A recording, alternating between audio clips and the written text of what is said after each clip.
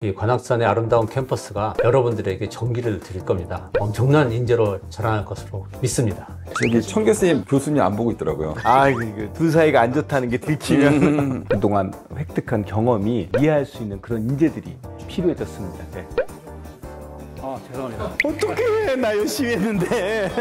사이버 공간은 어떤 수학적 원리, 공학적 기술, 법적 제도, 사회적 신뢰 이런 모든 것들이 결합되어야지만이 안전해집니다. 제가 더 추가할게요. 민법, 형법, 형사소송법 이 정도가 뭔지 지원자가 반으로 줄었습니다. 아까 새로운 아젠다를 만들어내고 그걸 이끌어가는 리더가 되지 않을까. 저 이하 동문입니다. 감사합니다.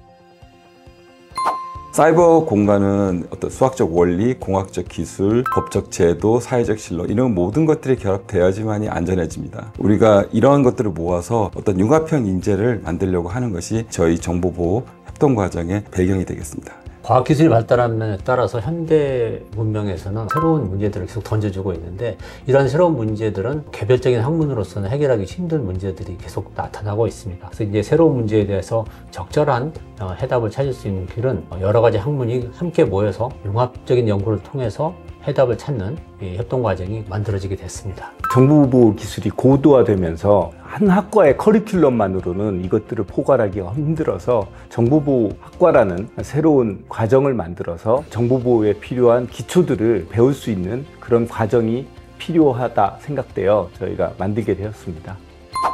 아시겠지만 저희 서울대학교는 이제 국내 최고의 종합대학입니다. 그 얘기는 보안에 필요한 공학적 기술들, 즉 AI, 반도체, 네트워크, 또 수학, 암호, 의료, 법학 모든 것이 포함되는 융합의 장을 제공하고 있습니다. 그래서 저희 협동 과정에서는 단지 보안 인력을 키우는 것이 아니라 이런 모든 것을 갖추는 융합 인재를 키우는 새로운 학문의 패러다임을 만들려고 합니다. 서울대가 가진 장점은 안정적인 것 같습니다. 순간순간 변화하는 기술과 기법에 매몰되지 않고 긴 호흡으로 오랫동안 이 사회에 쓰일 수 있는 원천적인 기술을 만드는 것이 서울대가 가진 장점일 것 같습니다.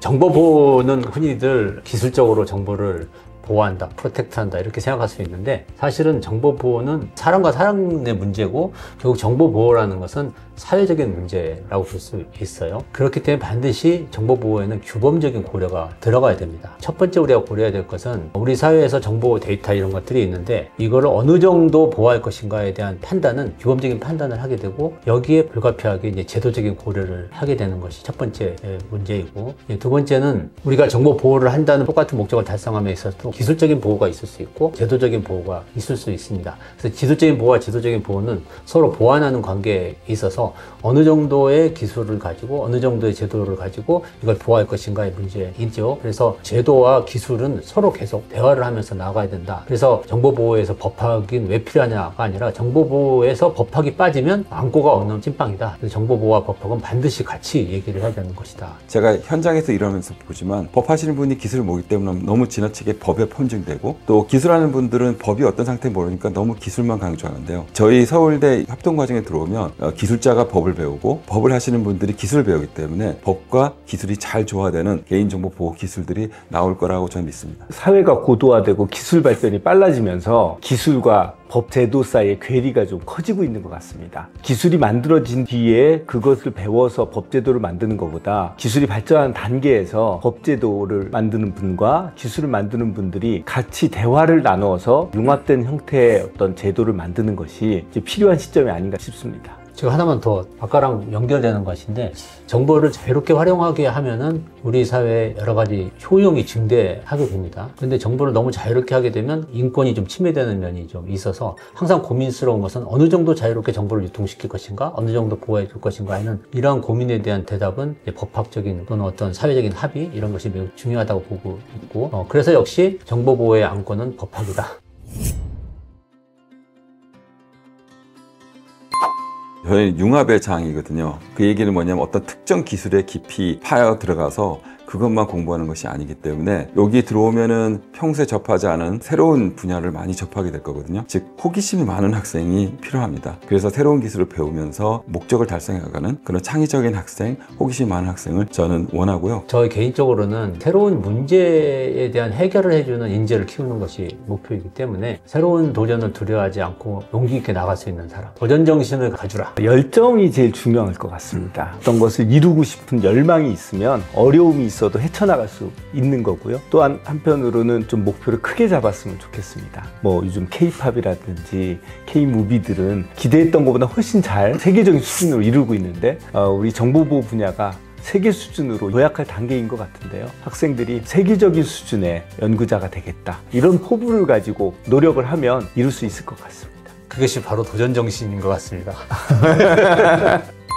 보안 자체가 적용되는 컴퓨터 또는 수학 또는 법학, 의료뿐만 아니라 사회과학 하시는 학생들도 얼마든지 지원할 수 있습니다. 자기가 있는 분야를 보안과 연결하겠다는 어떤 시도 또는 그런 목적을 가진 학생이면 얼마든지 들어와서 저희와 같이 공부하고 고민할 수 있습니다. 네, 뭐든지 현실적으로 얘기하면은 뭐 법학이면 법학, 아니면 자연과학이면 자연과학 같은 자기의 전공 분야가 있을 텐데 자신의 전공 분야에 대한 전문적인 지식 그리고 플러스 나머지는 와서 이제 융합하는 것은 우리 협동 과정에 들어와서 공부를 하면 되기 때문에 옆에 있는 학문에 대한 기본적인 관심, 이 정도면 충분하다고 생각합니다. 우선적으로 중요한 건 내가 공부했던 분야에 대한 완성도, 그 다음으로는 여기서 이제 융합 분야로서 새로운 분야를 배워야 되는데 두려움이 없는 것, 도망가지 않고 기꺼이 배우겠다, 그런 도전 정신, 두려움이 없는 정신들이 좀 있으면 좋을 것 같습니다.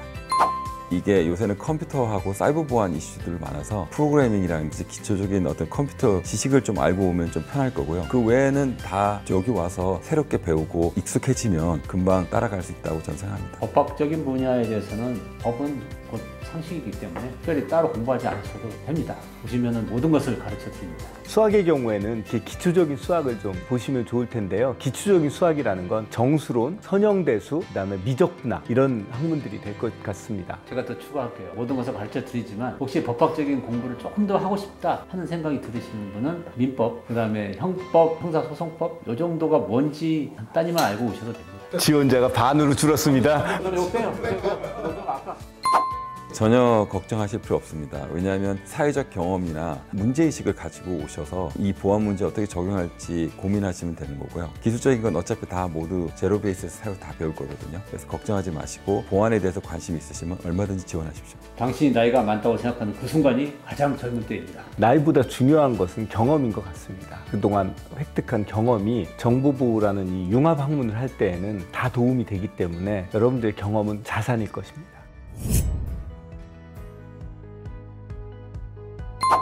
일단 무엇보다 저희 서울대학교는 이제 영어 성적이 기본 성적이라는 게 있어요. 영어 기준을 보시고 꼭 영어를 미리 잘 준비해 주시기 바라고요. 그다음 학점은 아무래도 좋으면 좋고요. 하지만 이런 새로운 보안 분야에 대한 호기심이 얼마나 있냐, 얼마나 열심히 우리랑 같이 갈 것이냐, 그 부분이 아마 저희가 평가할 때 제일 중요한 부분이 아닐까 생각합니다. 저는 자기의 전공 혹은 자기가 그동안 했던 직업에서의 성취를 중요하게 볼 것 같습니다. 필수는 하지만 저희는 권장합니다. 아무래도 기술적인 어떤 난이도가 필요한 분야가 이제 이공계한테 있기 때문에 미리 교수님을 만나서 그 기술이 나랑 어느 정도 맞는지 또 그런 자질을 갖췄는지를 볼 필요가 있고요. 시기에 관련돼서는 빠를수록 좋습니다. 저희 정보보호 대학원이 이번이 1회입니다. 저희가 만들어지고 공지 나간 지가 얼마 안 돼서 저희 1회는 아무래도 아직 교수님들 컨택하거나 이럴 시간은 별로 없었을 것 같습니다. 컨택을 하고 여러분들의 적성이 뭔지를 알아보는 것이 바람직하지만 이번 입시의 경우에는 그러지 못한 경우들이 많을 것 같고요. 또 그런 것이 불이익이 되거나 문제가 되지 않는다는 말씀을 드리고 싶습니다.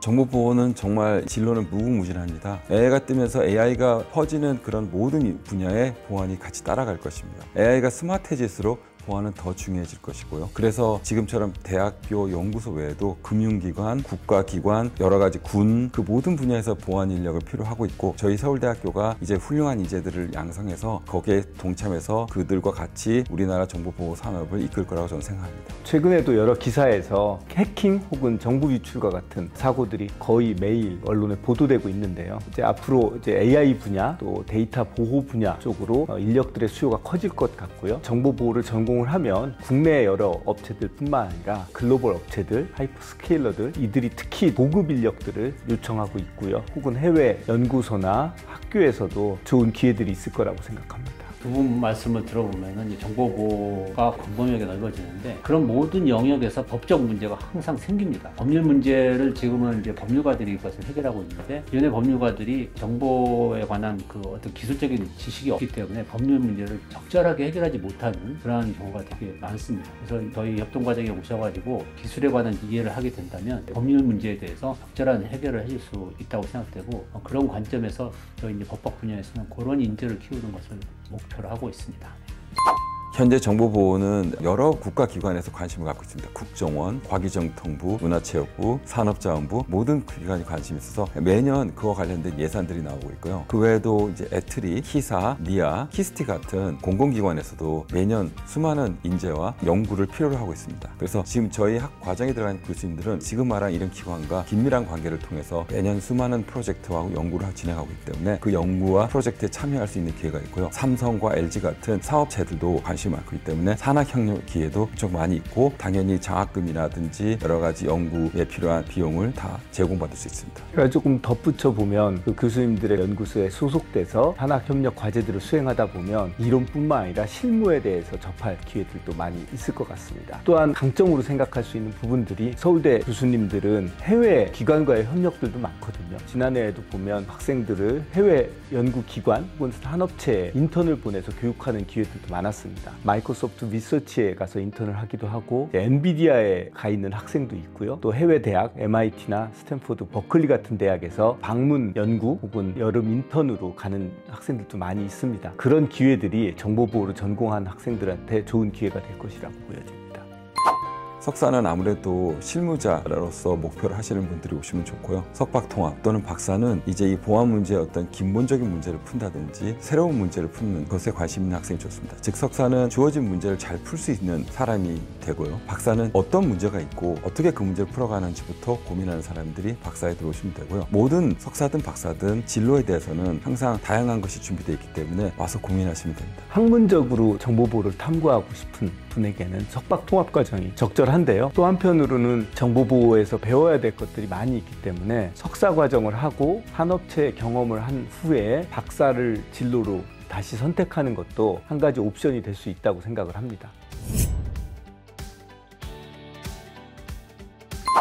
저는 그동안 공대에서 시스템 보안, AI 보안을 주로 연구해왔습니다. 그러나 제가 보안을 하면서 느꼈지만 보안은 단순히 기술만으로 해결될 수 없다는 것을 알게 됐습니다. 그래서 제가 비록 공대 교수지만 융합대학원을 만들어가지고 같이 참여하기로 했습니다. 단지 기술 외에도 수학적인 원리, 또 법적인 원리, 또 이런 보안이 적용되는 뭐 의료라든지 항공이라든지 로봇 같은 분야까지 이해해야 될 필요가 있고요. 여기에서 그런 인재랑 같이 연구하고 또 문제를 풀어나갈 생각입니다. 전 지금 백윤인 교수님의 말씀에 굉장히 공감하는데요. 정보보호가 고도화되면서 이제 아무 한 가지만으로 정보를 보호하기는 어려운 시절이 온 것 같습니다. 학생들도 보안 법제도 또 최근에 각광받는 AI 이런 분야들의 지식들을 토대로 좀 더 커다란 뷰를 가지고 연구를 해야 세계적인 리더급 연구자가 될 수 있을 것 같고요. 저희 정보보호 협동과정에 합류를 한다면 이러한 지식들 기반으로 세계가 우리가 최고라고 인정하는 그런 정보보호 기술을 만들어 보고 싶습니다. 법학을 연구하는 저로서는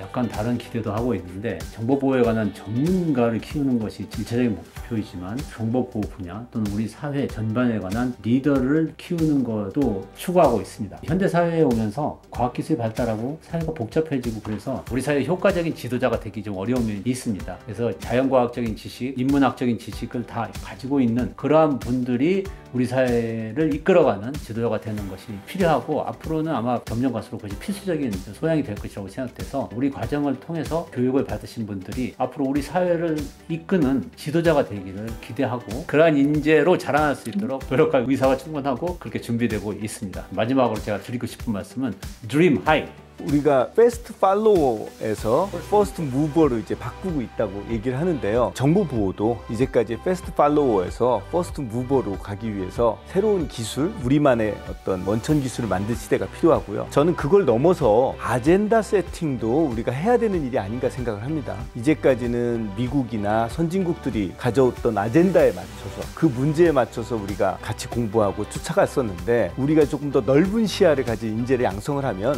이 인재들은 국제 무대에서 새로운 아젠다를 만들어내고 그걸 이끌어가는 리더가 되지 않을까. 이하 동무입니다. 감사합니다.